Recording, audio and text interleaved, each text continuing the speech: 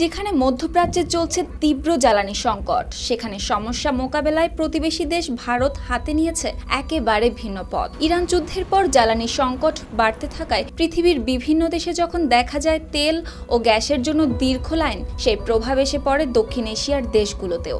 ভারতেও বিভিন্ন এলাকায় রান্নার গ্যাসের সিলিন্ডার সংগ্রহ করতে ঘন্টার পর ঘন্টা অপেক্ষা করতে হচ্ছে মানুষকে। অনেকে খালি হাতেই ফিরছেন বাড়ি। আর ঠিক সেই সংকট মোকাবেলায় ভারতের উত্তরপ্রদেশের কিছু গ্রামে আবারও জনপ্রিয় হয়ে উঠছে বায়োগ্যাস প্ল্যান্ট।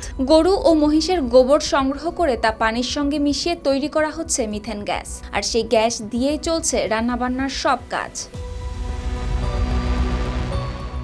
এই উদ্যোগ নেওয়া হয়েছে ভারতের উত্তরপ্রদেশ রাজ্যের বুলন্দশহর জেলার নেকপুর এলাকায়। এখানেই গরুর গোবর থেকে বায়োগ্যাস তৈরি করে রান্নার জ্বালানি হিসেবে ব্যবহার করছেন স্থানীয় বাসিন্দারা। তারা জানান 2 মাস ধরে তাদের গ্যাস সিলিন্ডার রিফিল করতে হচ্ছে না, কারণ পুরো রান্নার কাজই চলছে গোবর থেকে তৈরি এই বিকল্প জ্বালানিতে।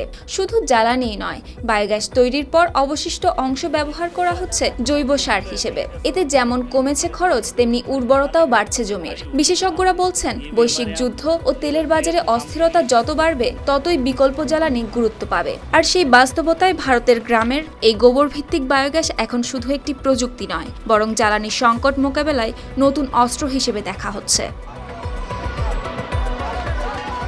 শুক্তি রায়, RTV।